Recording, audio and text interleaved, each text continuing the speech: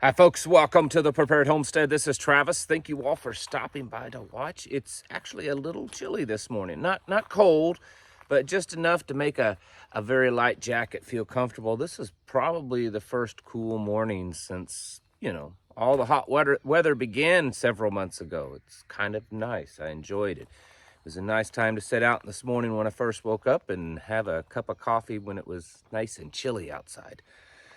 Gonna do a news brief. Haven't done one in a while. It's time to kind of go over some things. And for those of you that haven't watched me very long, I do my best. I do my best and try to verify the stuff that I say as factual news. I try really hard to not put out fake news, but I'm just one man, so I can't guarantee everything. But most of the time when I say it, it's been verified. I had an email just a couple of days ago. Someone emailed me, called me a liar, all kinds of horrible things. Said that I was just disgusting as a liar and I'm spreading all this misinformation. And I was reading through it as a long email. And it got down to it because the other day you were saying that the Biden administration is wanting to restrict how much beer people drink. And that's just not true. There's no such thing. There's nothing like that. Well, I didn't say they were trying to restrict it, but they are trying to suggest it. The Biden administration is suggesting that you shouldn't drink more than 2 beers a day. Are they going to throw you in jail if you drink a third? Of course not. But it just shows how much control they want to have over your life. It's not even about the beer. It's about telling you what to do. So I wasn't lying, whoever you are. I did email you back, but you haven't responded to me. It's interesting when they get called out, they don't like to have a comeback. But we need to be talking about a lot of this stuff that's going on. You know, folks, I don't know that I've even ever said this before, but we are in what many people call the fourth turning. And that's not some big, deep, mystical kind of phrase. All it means is that typically we have an 80-year cycle of growth and then stagnation, and then it starts to fall apart, and then the last stage, the fourth turning, is where things just kind of fall apart, and we are in the middle of that. Many experts believe that will probably last some time until, well, guess what, the year 2030. Interesting year. That old number just pops up all the time. So what it tells me is that we're in this for a while. The idea that, this may turn around next year or someone gets elected and it'll be better, and it's just not going to happen, folks. I think that we have a lot worse things ahead of us, and that's not even adding into any kind of biblical of prophecies of how bad things are getting. Tucker Carlson, in fact, believes that we will be in World War III, a kinetic, conventional World War III, maybe even nuclear, within the next 12 months. He said that just the other day. But there's just a lot of stuff going on. The Hurricane Idalia has gone through Florida, and it's now going through Georgia and South Carolina. It's not a hurricane necessarily anymore, but it is a very, very powerful storm with winds is up to 100+ miles an hour. Now, interesting enough, and unfortunately, the hurricane's path is taking it right through the main farming areas of Georgia and South Carolina, and they're about 2 or 3 weeks out from their harvest time of things like peanuts and other fruits and stuff.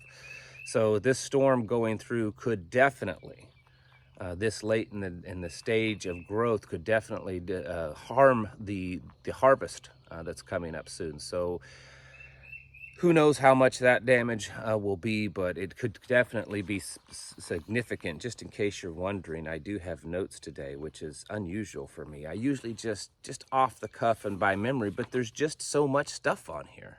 I mean, I even got all nice and printed out. Usually it's just my hand scratch scribbles. So I actually printed it out. Man, I was on top of the game this morning. Whew. Biden, speaking of all the weather and the global warming and the climate change that you stinky, filthy, meat-eating, passing gas, big truck driving people have caused. That's right. All of you. You bad Americans, you should feel bad for yourself. Why can't you be more like the John Kerrys and the Hollywood elite and only, warm the planet by flying in your private planes?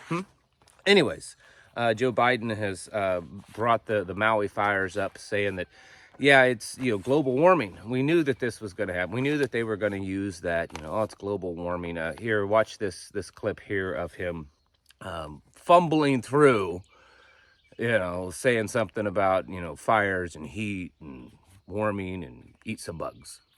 I don't think anybody can deny the impact of the climate crisis anymore. Just look around.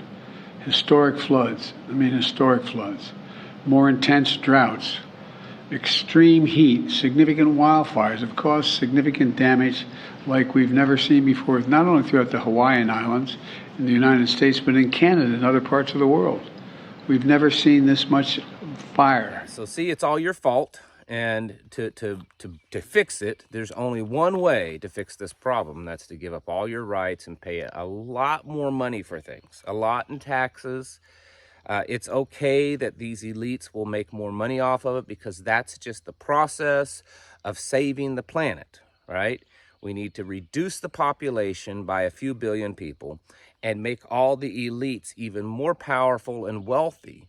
And at the end of that equation, we have a much cleaner and healthier planet. I mean, you should just accept that. Quit questioning their truths. There's been another coup in Africa. These are kind of small countries that most Americans couldn't even find on a map. They probably don't know anything about them. I'll admit I'm one of them. It's these. Well, part of the problem is a lot of these countries every few years their borders are constantly changing and their names are changing. Not all of them, but some of them. So it's kind of hard to keep up on. But there is a lot of speculation that even though it may seem insignificant, that these kind of countries are going rogue and having coups and overthrowing their government. It may seem like it's not a big deal because it does happen in that continent.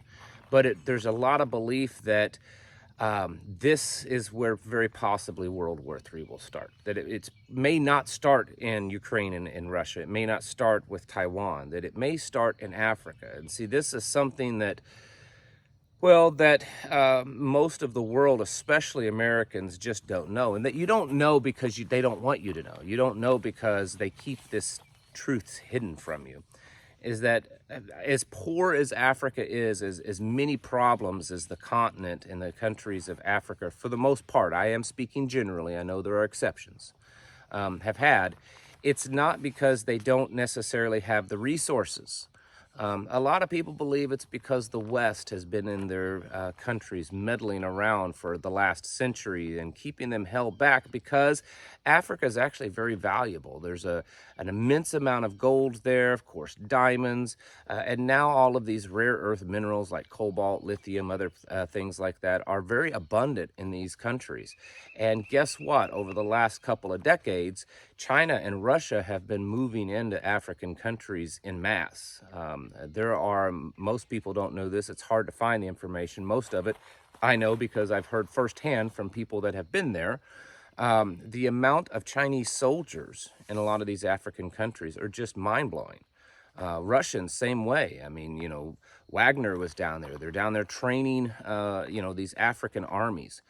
And so the possibility of Africa, one of these countries or several of them, being the actual starting point of World War III is very likely, I think, because it's not about the African country. It's not about the people or their politics or anything.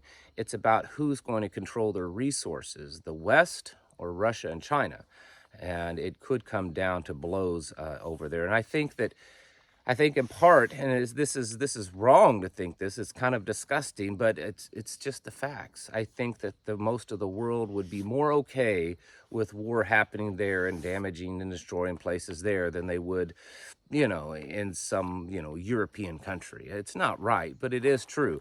And I think there's a very likely chance that we could see hostilities at some point in the next several months break out, because if you just listen to the language, the things that are being said from China and Russia about what's going on in Africa versus what the West is saying what's going on in Africa, basically they're not talking about Africa, they're talking about each other. The Biden administration is doubling down on sending only $700 per family, per household to Maui. It was the FEMA director emphasized that, yes, that's all we're sending there.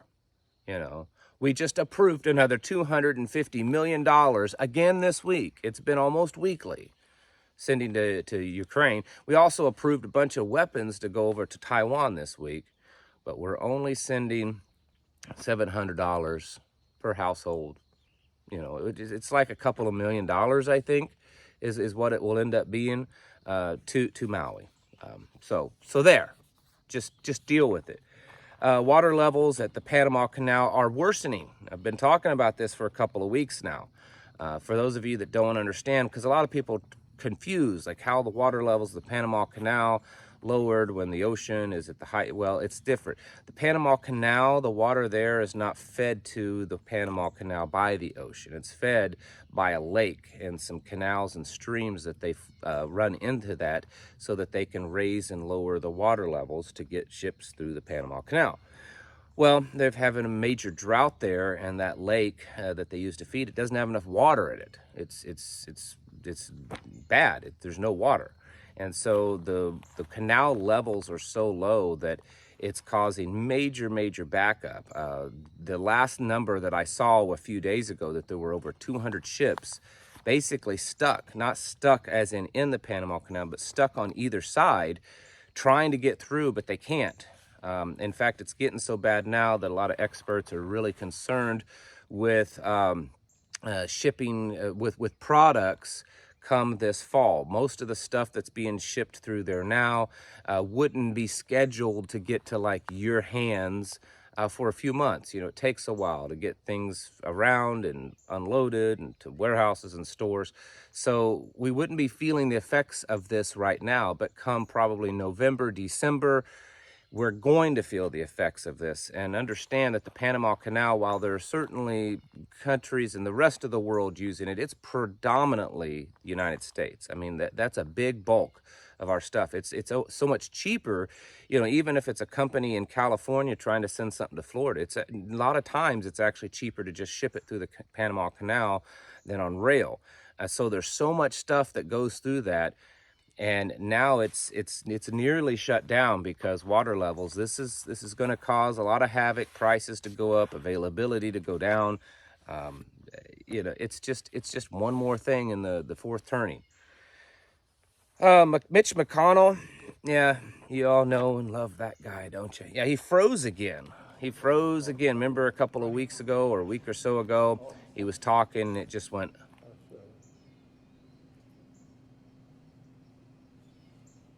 Yeah, he did that again. Someone was asking him if he was going to run for re-election, and he just kind of, to the point that an aide had to come over and try to, you know, like, Mr., you know, Senator McConnell, and it was embarrassing. It's embarrassing. Why do they have people like this? You know, we've got the Nancy Pelosi's and the Feinstein, and of course the president himself. That's, you know, like watching a Tim Conway old man act or something. Most of you are too young to even know what that is. But it's horrible, and it's embarrassing, and there's a side of, I mean, we want to laugh at it and stuff, but then there's a part of us, that little human compassion, is like, man, I feel sorry for these people. Like, why are they putting them out there in the public? They need to be home. They need to have their own, you know, nurse coming by every day to make sure they're getting their applesauce and Jell-O. Like, what in the world? I kind of have a theory that I think these elites are purposely putting these people out there.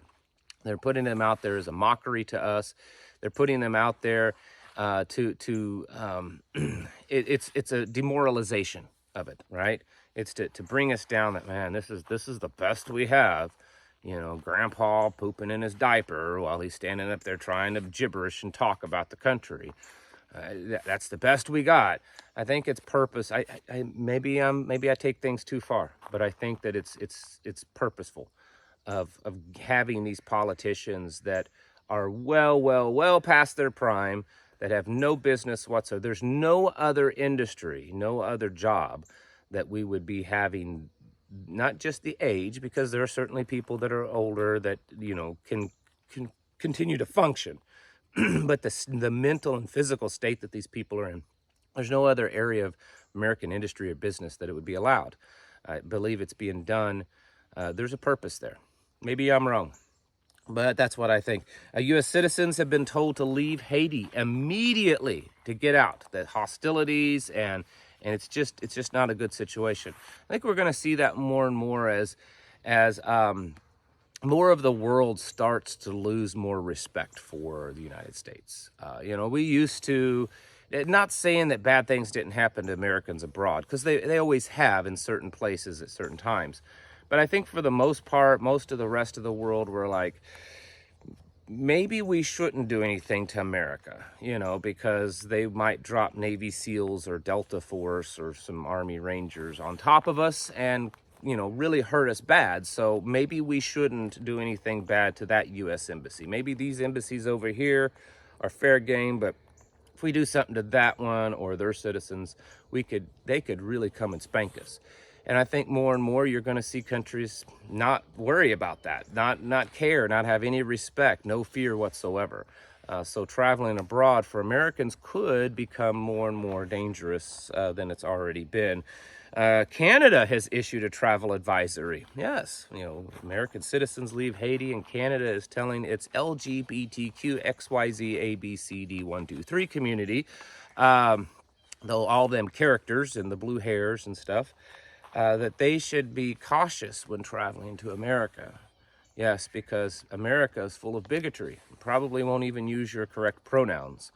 So seriously, they did. They told an advisory to LGBTQ people, or whatever they're called. The United Kingdom claims, this is interesting. In fact, while I am speaking this, I'm going to try to have the video playing. It won't be the audio. The audio doesn't matter. It's just music. The video playing right here. The United Kingdom. Now, this is put out by the BBC.